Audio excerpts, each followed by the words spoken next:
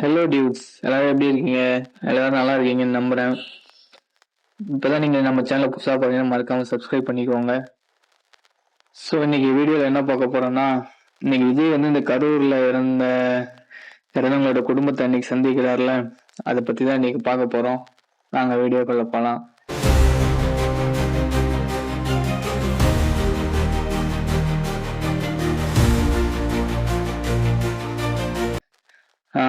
விஜய் வந்து இப்போ சென்னையில மாமல்லபுரத்துல ஒரு மண்டபத்துல வச்சு இந்த 41 குடும்பங்களையும் மீட் பண்றாரு.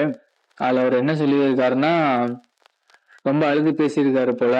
அதுல என்ன அவங்களுக்கு வாக்கு கொடுத்துருக்காங்கன்னா, எழுத்துப்பூர்வமா வாங்கியிருக்காரு, மனு மாதிரி வாங்கியிருக்காரு. சரி, அப்படி என்ன வாங்கியிருக்காங்கன்னா, உங்களுக்கு கடைசி வரைக்கும் வாழ்நாள் முழுவதும் உனக்கு என்ன உதவினாலும் நான் செஞ்சு தருவேன், ஒரு பையன் மாதிரி இருந்து உங்களை பார்த்துப்பேன், நீங்க எப்ப வேணாலும் எந்த உதவி வேணா என்கிட்ட கேட்கலாம், அந்த 41 குடும்பத்தையும் ஒரு தத்தெடுக்க போறாரு அப்படின்னு சொல்லியிருக்காங்க. ஒரு ஃபேமிலியும் தனித்தனியா மீட் பண்ணி பேசிட்டு இருக்காரு. ஒரு இந்த மாதிரி ஒரு குடும்பத்துக்கும் வாக்குறுதி கொடுத்திருக்காரு, உங்க லைஃப்ல கடைசி வரையும் நான் உங்க கூட இருப்பேன், உங்க பையன் மாதிரி இருப்பேன் அப்படின்னு சொல்லியிருக்காரு. ஒரு சிலர் என்ன சொல்றாங்கன்னா, இந்த மாதிரி அவங்கள இங்க வர வச்சு அவங்களை சந்திக்கிறது வந்து தப்பு அப்படின்னு சொல்லிட்டு இருக்காங்க. ஆனா எதனால அவர் இப்படி பண்றாருன்னா, 1 மாசம் ஆயிடுச்சு கிட்டத்தட்ட இது நடந்து. அவர் எதனால பண்றாருன்னா, ஒரு சுச்சுவேஷன் நம்ம வந்து புரிஞ்சுக்கணும். ஏன்னா அவங்க வந்து போலீஸ் வந்து அதுக்கான பர்மிஷன் கொடுத்துருக்க மாட்டாங்க. கரூர் வந்து செந்தில் பாலாஜியோட கோட்டைன்னு சொல்றாங்க. அவரும் வில்லங்கம் பண்ணியிருக்க வாய்ப்புகள் இருக்கு. ஸோ அதனாலதான் ஒரு இந்த முடிவு வந்து எடுத்திருப்பாரு நான் நினைக்கிறேன். அதுவும் இல்லாத அந்த குடும்பத்துக்கிட்ட வந்து இவங்க விஜய் சார் வந்து சாரி வேற கேட்டிருக்காங்க.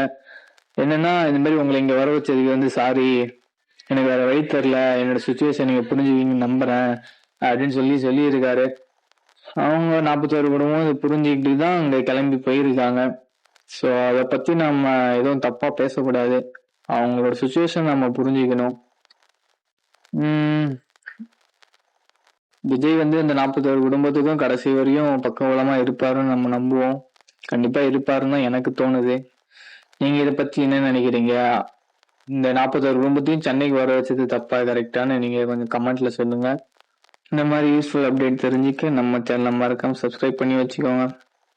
அப்புறம் மறக்காம அந்த பெல் ஐக்கானை கிளிக் பண்ணிக்கோங்க. அப்பதான் நம்ம போடுற வீடியோலாம் கரெக்டா உங்களை வந்து சேரும்.